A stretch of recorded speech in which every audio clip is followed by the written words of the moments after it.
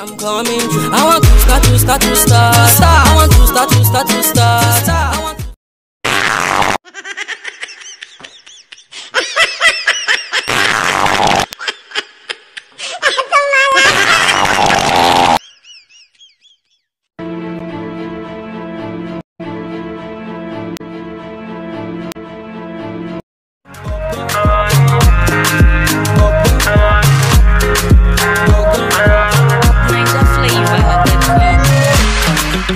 Baby girl, you're my desire.